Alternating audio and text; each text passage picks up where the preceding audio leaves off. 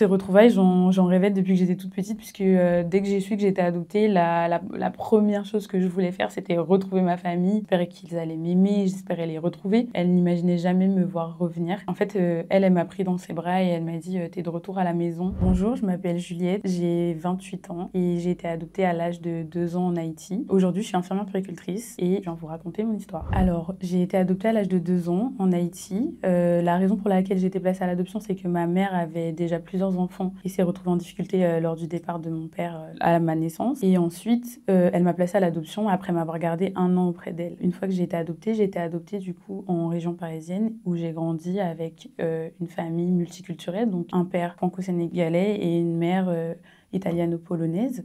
J'ai grandi du coup dans ces 4 différentes cultures. Je me suis enrichie de ça. Mes parents ont essayé de m'apporter aussi un petit peu de culture haïtienne tout au long de mon enfance. Et ensuite, au fur et à mesure des étapes, voilà, j'ai grandi, je suis arrivée à l'adolescence. Et à l'adolescence, ma famille biologique m'a retrouvée via les réseaux sociaux et j'ai pu du coup faire leur connaissance au fur et à mesure des années avant d'arriver à l'âge adulte et de décider d'aller les rencontrer du coup directement en Haïti. En grandissant, j'ai commencé à me questionner sur mon adoption assez tôt parce que du coup ça se remarquait quand même pas mal puisque ma mère voilà, est blonde, aux cheveux blonds, voilà, etc. Donc les questions sont très vite arrivées dès l'entrée à l'école. Je me suis vite questionnée sur mes origines et mes parents m'ont très bien accompagnée là-dessus. Ils m'ont montré mon dossier d'adoption, ils m'ont expliqué d'où je venais, mon histoire, etc. Au fur et à mesure de mon enfance, j'ai encore plus cherché voilà, qui j'étais, d'où je venais. Et lorsque ma famille m'a retrouvée, du coup, ça m'a permis de me plonger un peu plus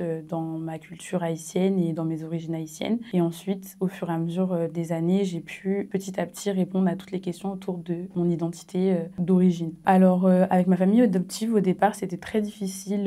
On avait des rapports très conflictuels parce qu'en fait, l'adoption est parfois un sujet tabou, que ce soit dans les foyers ou à l'extérieur. Donc, ça a été sujet dans ma famille à beaucoup de discussions et de disputes. Mais au fur et à mesure des années, on a fini par construire une relation de confiance. Mais j'avoue que c'est plus arrivé quand je suis arrivée à l'âge adulte où la colère s'apaise et on réfléchit plus à qu'est-ce que nous apporte notre famille, qui a été là pour nous, etc. Et du coup, j'ai pu petit à petit réaliser que ma famille adoptive était du coup ma famille.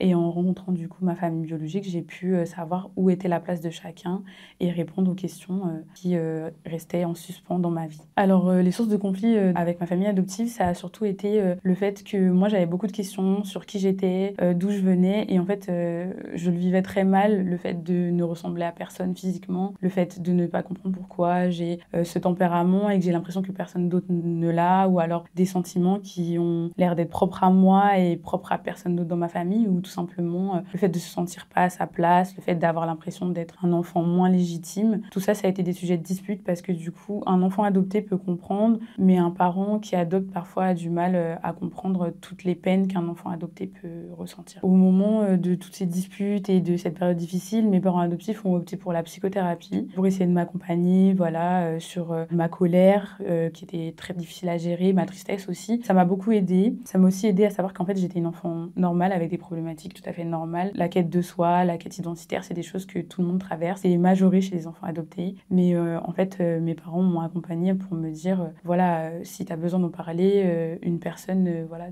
du corps médical sera peut-être plus apte à t'accompagner sur cette quête identitaire, tout en étant à mes côtés voilà, dans mes étapes de vie. Finalement, c'est ma famille biologique qui m'a retrouvée. C'est assez rare dans les cas d'adoption, c'est vrai. Je fais partie des chanceuses, c'est vrai.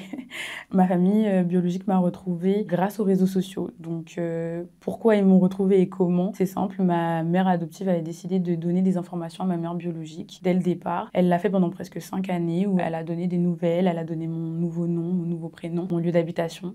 Et sur les réseaux, c'est suffisant pour retrouver une personne. Donc, ils ont pu me retrouver grâce à ça. On a pris contact via ce réseau social et on a échangé pendant de longues années parce que c'est un long processus d'accepter voilà, de faire rentrer ces nouvelles personnes dans notre vie. Donc du coup, ça a été un long processus, mais ils m'ont retrouvée et petit à petit, j'ai accepté de me dire qu'ils allaient faire partie de ma vie et que j'avais envie de les rencontrer et pour ça, je devais me sentir prête. Lorsque j'ai effectué ce voyage en Haïti, j'avais quelques appréhensions et du coup, j'ai dû préparer un petit peu ce voyage en amont. Moi, ça a été par l'écriture, c'est-à-dire que j'ai essayé de poser mes émotions sur papier avant de partir. Pendant ce voyage, j'avais besoin de graver à l'encre indélébile un peu sur papier tout ce que j'allais vivre à ce moment-là et c'est ce que j'ai fait. Ça m'a beaucoup aidée. J'avais des appréhensions parce que j'avais peur d'idéaliser ce moment, que ce moment en fait soit beaucoup moins magique que tout ce que j'avais pu imaginer depuis toute petite. Et au final, ce moment a dépassé toutes mes attentes. Ces retrouvailles, j'en rêvais depuis que j'étais toute petite puisque dès que j'ai su que j'étais adoptée, la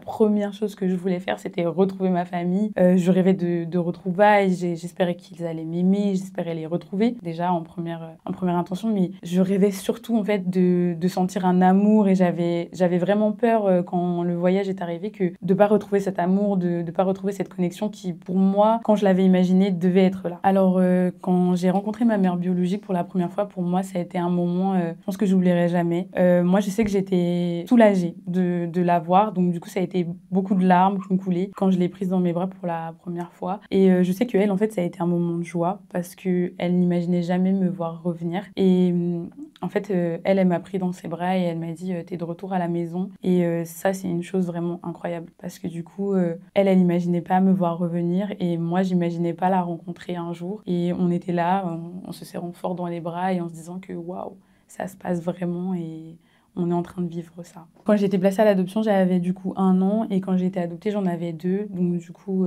j'ai été séparée de ma mère pendant 21 années.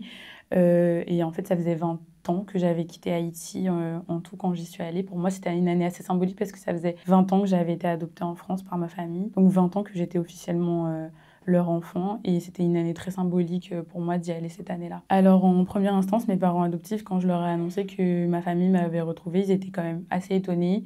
Ils avaient peur que ce soit une arnaque ou que ce soit des personnes mal intentionnées, ce qui se comprend.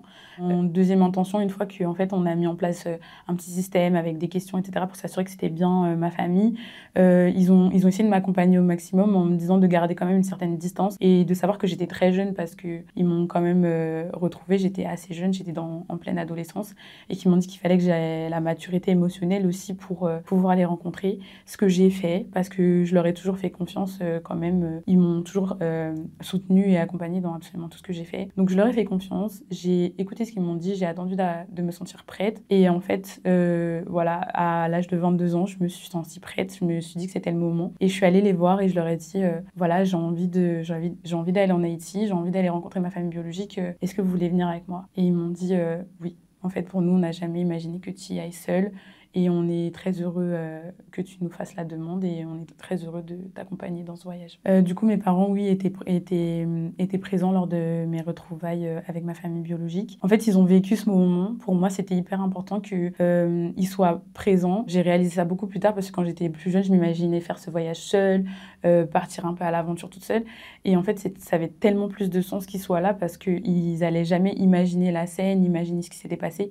Ils allaient eux aussi le vivre, le voir de leurs yeux. Et voilà, ils allaient ressentir les choses et partager ça avec moi et on aurait ce souvenir en commun tous ensemble. Ces retrouvailles, elles ont beaucoup joué sur ma construction identitaire parce qu'en fait, à ce moment de ma vie, j'avais trouvé un peu ma voie professionnelle, j'avais quelqu'un dans ma vie et du coup, je progressais vraiment dans ma vie en tant que femme. Je commençais à m'épanouir et en fait, j'avais l'impression de voir un avenir, mais pour moi, il manquait en fait de régler ce passé, de répondre à ces questions qui restaient en suspens. Et en fait, retrouver ma famille, ça a permis de répondre à ces questions et de m'enrichir en fait de tout ça et du coup de savoir que j'avais vraiment pardonné et que j'étais en paix en fait avec mon passé et une histoire lourde qui peut peser quand on est un enfant adopté. Alors aujourd'hui, j'ai trouvé un équilibre qui me convient à moi-même. Je sais que c'est pas partagé par tous les enfants adoptés puisqu'on n'a pas tous les mêmes attentes. Je sais que moi, j'attendais beaucoup de rencontrer cette famille, mais j'avais jamais pensé à l'après, quelle place j'allais leur donner après. Je sais que ma famille